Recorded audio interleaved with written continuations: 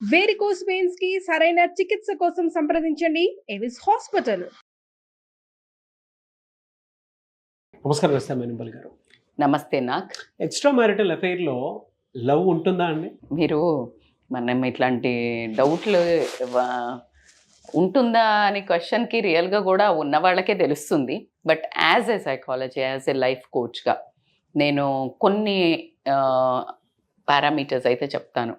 ఉంటుందా లేదా అంటే ఖచ్చితంగా ఎంతవరకు ఉంటుంది, అది రియలా కాదా, ఎంత దూరం వస్తుంది అనేది మాట్లాడుకుంటే ఎక్స్ట్రా మ్యారిటల్ అఫైర్ కరెక్టా కాదా అవన్నీ మనం జడ్జిమెంట్ చేయట్లేదు. లేకపోతే మనం ఇవి చెప్తుంటే ఇంకొకళ్ళకి చెయ్యమని లీడ్ ఇవ్వట్లేదు.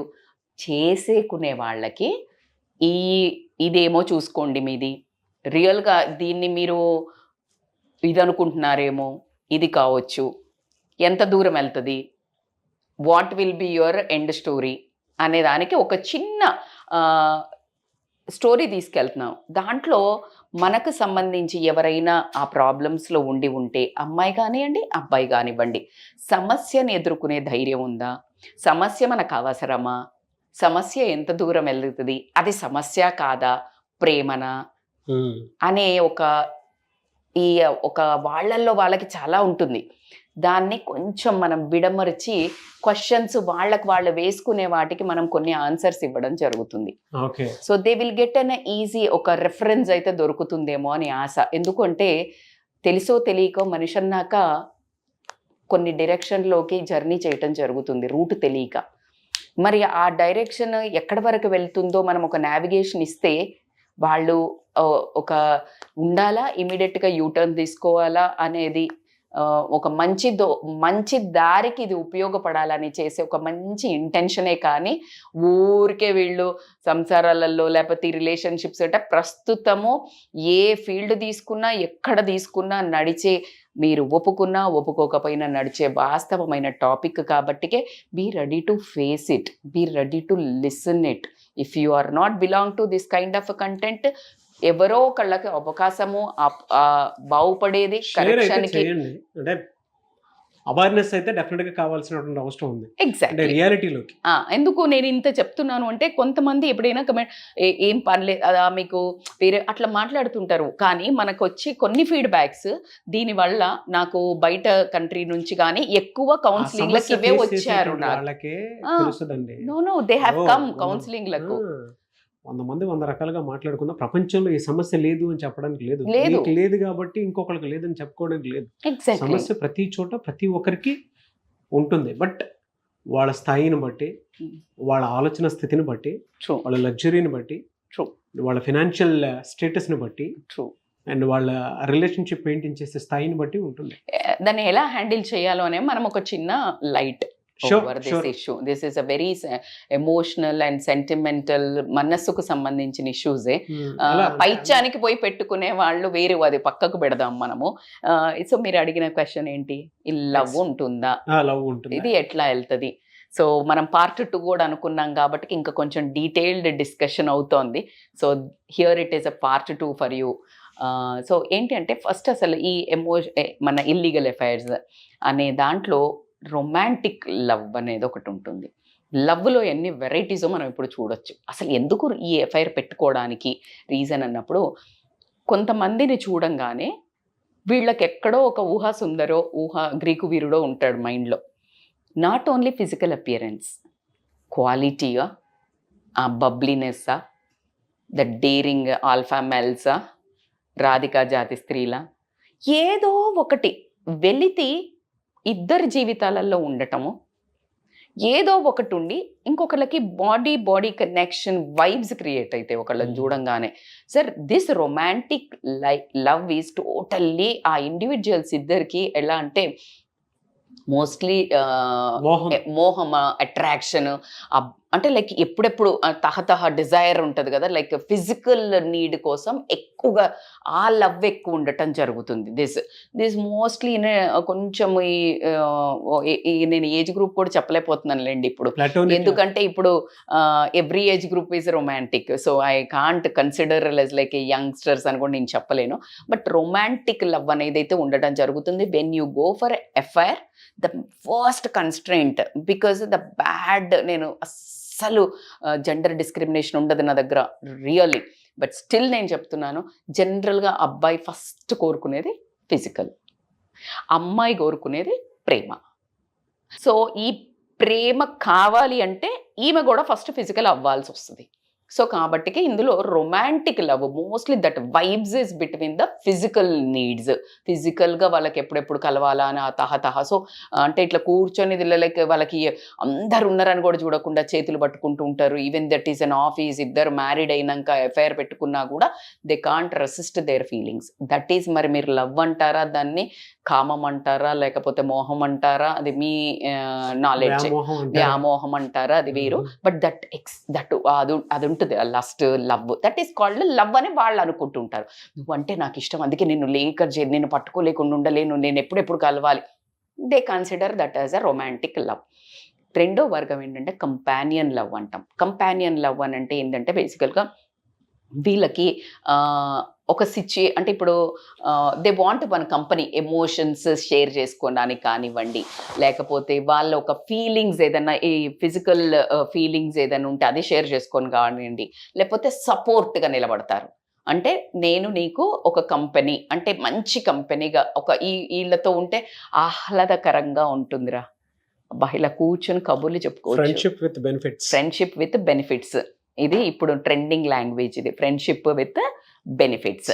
సో దీన్ని ఏమంటారు అని అంటే companion love, because they both loves each other company in all means, physical, emotional, monetary. So ఈ support they will take from each other. Maybe one need one thing, ఒకళ్ళకి ఒకటి అవసరం ఉండొచ్చు, ఇంకొకళ్ళకి ఇంకొకటి అవసరం వస్తుంది. As you said, friendship with benefits. So దీంట్లో ఆటోమేటిక్గా ఈ షేరింగ్, కేరింగ్ వచ్చినప్పుడు లవ్ అనేది వస్తుంది. That is called companion love. So ఇప్పుడు ఒక డబ్బా తీసుకెళ్ళి మనం రోజు బాక్స్ షేర్ చేసుకొని తింటే ప్రేమ వస్తుందా లేదా? అంత చిన్న డబ్బా తీసుకుపోయి స్కూల్లో షేర్ చేసుకొని ఫుడ్ తింటేనే ఫ్రెండ్స్ మధ్యలో వచ్చినప్పుడు, when you share this kind of all 3 kinds of thing, ఖచ్చితంగా ఒక కైండ్ ఆఫ్ లవ్ అనేది అయితే ఇష్టం అనేది మనము ఇష్టము అనేది పెరగటం జరుగుతుంది. దాన్ని ప్రేమ అని చాలా డీప్ వర్డ్ నేను చెప్పను, కానీ ఒకళ్ళ మీద ఒకళ్ళకి ఇష్టము, దాన్నే ప్రేమ అనుకోవడం జరుగుతుంది. ఎందుకంటే ఒకళ్ళ కోసం ఒకళ్ళు చేసుకుంటున్నారు కదా పనులు. థర్డ్ కమ్స్ టు ఈ కంపానియన్ లవ్ తర్వాత మీరు ఇందాక ఫ్రెండ్షిప్ విత్ బెనిఫిట్స్ అన్నారు కదా, ఇప్పుడు నేను చెప్పబోయేది కండిషనల్ లవ్. దీన్ని ఈ మధ్య వాడేదాన్ని ఏంటంటే సిచ్యుయేషన్షిప్ అంటున్నారు. సిచ్యుయేషన్షిప్ అంటే సిచ్యుయేషన్షిప్, ఈ సిచ్యుయేషన్లా నువ్వు ఈడి వరకే ఉండాలా.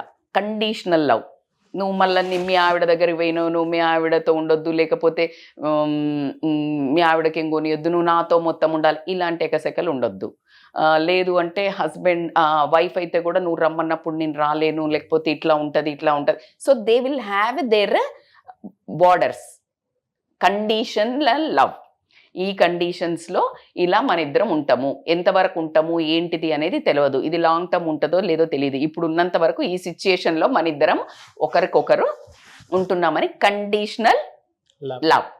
అండ్ ఇంకొకటి ఏంటంటే ఇక్కడ నుంచి కొంచెము ఇంకొక వెరైటీ ఉంటుంది. So risk and excitement love అంటారు. దీంట్లో ఏంటి అంటే బేసికల్గా ఎవరికైతే ఏ ఏజ్ తీసుకోండి, if you have another affair with opposite gender, ఆటోమేటిక్గా ఉత్సాహం ఎట్లుంటుంది, బ్లడ్ ఉరకలేస్తుంది. అందుకే అంటారు కదా 60 ఏళ్ళకి కూడా ఫామ్లోకి వస్తారు అని అంటుంటారు, అవునా?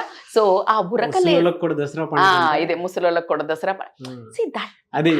ప్రకృతి అండి, ప్రకృతి అంటే నేచర్లో మనం కొన్నిసార్లు కొన్ని ప్లేసెస్కి వెళ్ళినప్పుడు, ఇప్పుడు టెంపుల్లోకి వెళ్తే మానసిక ప్రశాంతత వస్తుంది, లేదా ప్లెజెంట్గా ఉన్న ఒక ఎత్తైన కొండల దగ్గరికి వెళ్తే నేచర్తో ఒకలాంటి కనెక్టివిటీ దొరుకుతూ ఉంటుంది. మదర్ దగ్గరికి వెళ్ళినప్పుడు ఒకలాంటి కనెక్టివిటీ దొరుకుతుంది. ఫాదర్ దగ్గరతో కూర్చొని మాట్లాడేటప్పుడు ఒకలాంటి కనెక్టివిటీ ఉంటుంది. స్కూల్లో వెళ్ళినప్పుడు ఒకలాంటి కనెక్టివిటీ ఉంటుంది. ఈవెన్ మనం ఒక పువ్వుని చూసినా కూడా సో అక్కడ నుంచి వచ్చేటువంటి ఫీలింగ్స్ అనేవి చేంజ్ అవ్వడం జరుగుతుంది. అవును, ఖచ్చితంగా. అలాగే నేచర్ ఒక స్మెల్ చూస్తే కూడా you will get different kind of. So nature లో ఆపోజిట్ జెండర్ చూసినప్పుడు ఒక రకమైన ఉత్సాహం. సో ఇదేంటంటే కొత్తగా ఇప్పుడు ఎఫ్ఐఆర్ పెట్టుకున్నారు అనుకోండి, వీళ్ళకు ఎప్పుడెప్పుడు కలవాలా అని తహతహ రిస్క్ చేస్తుంటారు కదా, దొంగతనంగా కలవటము, అబద్ధాలు చెప్పి వెళ్ళటము, ఈ ఎక్సైట్మెంట్ అంటే ఇప్పుడు ఆపుకొని ఇక్కడ అబద్ధాలు చెప్పి వెళ్తారు కదా, they will have a intense love. ఇప్పుడు ఇన్ని ఇట్లా తెగదెంపులు చేసుకుని వెళ్ళినప్పుడు they will get attracted to each other so much, by that they will feel that it is a too much love ఉంది మా ఇద్దరిలో. బట్ ఇక్కడ ఏంటంటే వద్దన్న పని ఎక్కువ చేసినప్పుడు ఎంత కిక్ ఉంటుందో. So this is all about risk and excitement love. Risk always temporary only obviously. So దానికి పరిణామాలకి వెళ్తున్నాం మనం కిందకి. బట్ ఆ ఇన్ఫ్లుయెన్స్ డబుల్ ట్రిపుల్ ఉంటుందండి. ఎందుకు మనోళ్ళే వ్యాలిడేషన్ ఇస్తారు. సో దాని తర్వాత ఏంటంటే ఇంకా కొన్ని ఎమోషనల్ ఫుల్ఫిల్మెంట్ లవ్ అంటారు. ఎమోషనల్ ఫుల్ఫిల్మెంట్ అంటే ఏంటి అంటే ఇప్పుడు వీళ్ళకు ఎమోషనల్ నీడ్స్ ఉండొచ్చు, ఒకరికొకరు వినడానికి లేకపోవడము, లేకపోతే ఏదైతే ల్యాకింగ్ ఉందో వాళ్ళ రెస్పెక్టివ్ మ్యారేజెస్లా అది అదుటి పర్సన్లు ఇద్దరు పూర్తి తరహాగా సరెండర్ అవ్వటం. నువ్వేమి చెప్పినా నువ్వేం చేసినా ఇది చాలా క్లియర్ అండి. అంటే మనం చాలాసార్లు డిస్కస్ చేసుకుందాం. ఎక్స్ట్రా మ్యారిటల్ ఎఫైర్స్ స్టార్ట్ అవడానికి బేసిక్ అతి భయంకరమైనటువంటి కారణం ఏదైనా ఉంది అని అంటే wife and husband time spare చేసుకోలేకపోవటం, అంటే ఆ షేరింగ్ లేకపోవటం వల్ల ఎమోషనల్ నీడ్స్ హాంట్ చేస్తూ ఉంటాయి. ఈ పైన డిస్కనెక్ట్ అవ్వడానికి టైం ఉంది, ఇక్కడ ఇది చాలా పెద్దది. ఇది చాలా అసలు దీన్ని ఏ రకంగానూ కూడా థెరపీ తీసుకోవడం తప్ప వేరే ఆప్షన్ కూడా లేదు.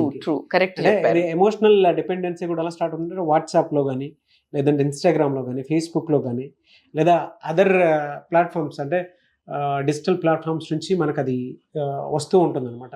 దానికి వెరీ క్లియర్ అండి, వెరీ క్లియర్ ఎమోషనల్. అంటే ఇప్పుడు నేను కొంతమంది మనకు కమెంట్ చేస్తారు, నేను చాలా బాగా చూసుకుంటాను, నేను చాలా బాగుంటాను, బట్ స్టిల్ పెట్టుకున్నాడు, అవి ఆ పైనకు వస్తాయి. అర్థమవుతుందా? ఇది ఏంటి అంటే ఇది because of lack of loneliness, understanding, lack of understanding, empathy, situation బండీస్, ఇవన్నీ support, lack of support, trust, ఇవన్నిటి మీదకి వచ్చినప్పుడు ఈ ఎమోషనల్ గా వేరే ఒక పార్ట్నర్స్ మీద. అందుకే పెళ్లి చేసుకున్నది ఏంటంటే మరి వేరే అబ్బాయి దోస్తులు ఉంటారు కదా మేడం, అమ్మాయి దోస్తులు ఉంటారు అంటే ఈ always need this opposite gender companion. అయితే ఇద్దరు షేర్ చేసుకొని ఒక ఇంట్లో ఉండాలనే ఇద్దరు ఆపోజిట్ జెండర్ కి పెళ్లి చేసిండ్రు కదా. So as it is they will search for the opposite which is missing in the relation, ఈ ఆపోజిట్ జెండర్ వాళ్ళను. సో కాబట్టి అది ఇల్లీగల్ ఎఫైర్, మన కల్చర్ కి రాంగ్ కాబట్టి. బట్ ఫిజియోలాజికల్ ప్రాసెస్ లో ఏంటంటే అది అదే కోరుకుంటది. బ్రెయిన్ హార్మోన్స్ ఏం కట్టుకుంటుంది అంటే ఆపోజిట్ సెక్స్ని కోరుకోవడం జరుగుతుంది. ఆ వినడానికి, ఆ వ్యాలిడేషన్కి, ఆ పొగట్టానికి, లేకపోతే వాళ్ళకున్న హార్మోనల్ బ్యాలెన్స్ చేయడానికి, ఆ లవ్ అనే ఒక హార్మోన్, లవ్ హార్మోన్స్ ఏమున్నాయో అవే వాళ్ళకి ఎక్కువ సూదనింగ్ ఉండడం జరుగుతుంది. కాబట్టి ఇక్కడ మిస్ అయినాయి, వాళ్ళు ఎమోషనల్ ఫుల్ఫిల్మెంట్ కోసం వెళ్ళటం జరుగుతుంది.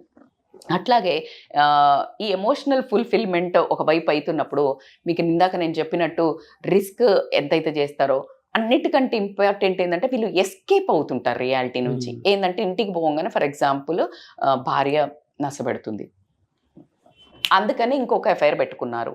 సో దిస్ రియాలిటీని వైఫ్ అనుకో, హస్బెండ్ తాగి వస్తాడు, అసలు పట్టించుకోడు, తనకి టైం ఇవ్వడు, తను అంటే like no other things are satisfied for her, even emotionally, even monetary, even physically. So ఈ రియాలిటీ నుంచి ఎస్కేప్ అవ్వడానికి ఇంకో ఇద్దరు కనెక్ట్ అవ్వడం జరుగుతుంది.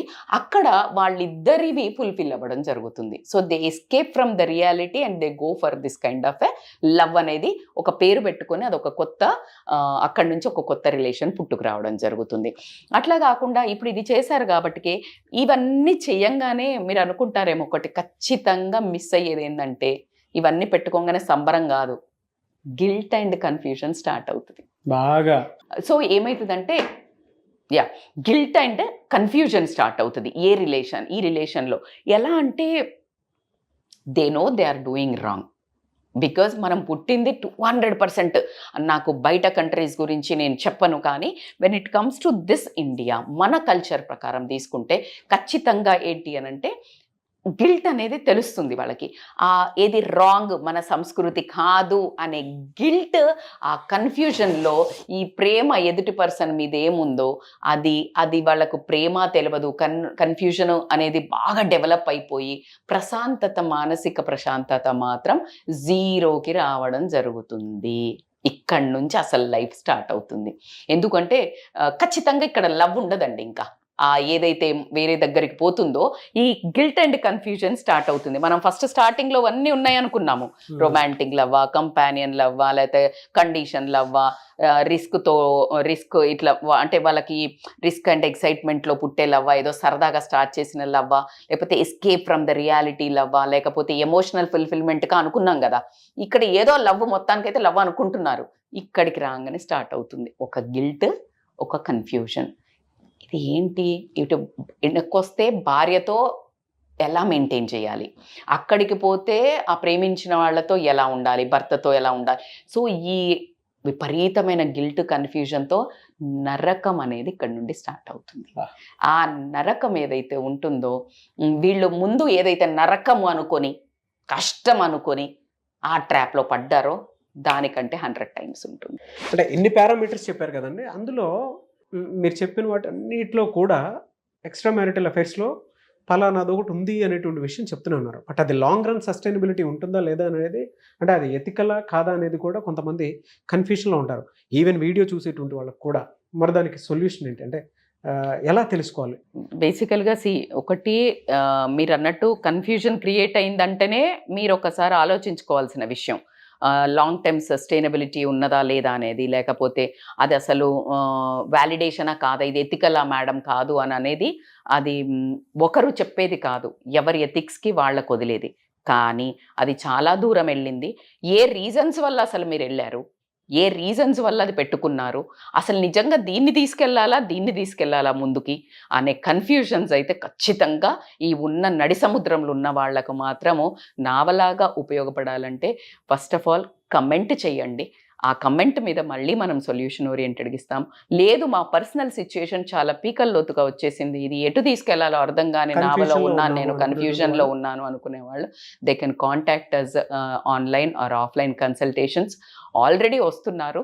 అండ్ వీఆర్ అంటే personally they are like satisfied with the solutions. ఒక రేంజ్ తర్వాత టఫ్ డెసిషన్స్ తీసుకోవడం చాలా కష్టమవుతుంది నాకు. For that we need rather going to judges or కోర్టులు స్పాయిల్ చేసుకొని జీవితాలు, అంత పెద్ద డెసిషన్ తీసుకునే ముందు ఒక చిన్న దింపుడు గల్లం అంటారు తెలుసా నీకు? దింపుడు గల్లం అంటే ఏంటంటే చనిపోయాక మనిషిని ఎత్తుకొని వెళ్తూ ఉంటారు, వెళ్ళి అసలు కట్టిన దాని మీద పడుకోబెట్టే ముందు ఒకసారి ఇక్కడ కింద దించుతారు. ఆ కింద దించితే ఏమర్థం తెలుసా, ఒకవేళ బ్రతికేమన్నా లేసొస్తాడా అని. కొన్ని స్టోరీస్ ఉన్నాయి, ఈ బ్రతికి లేసొస్తాడా మనిషి అని. సో అలాగా మీరు డైరెక్ట్గా కొట్లాడేసుకొని జీవితాలు ఆగం చేసుకునే లోపు ఒక్కసారి దింపుడు గల్లెం లాగా మన దగ్గర స్టాప్ అయినో. It is a very emotional, very serious example చెప్పిన.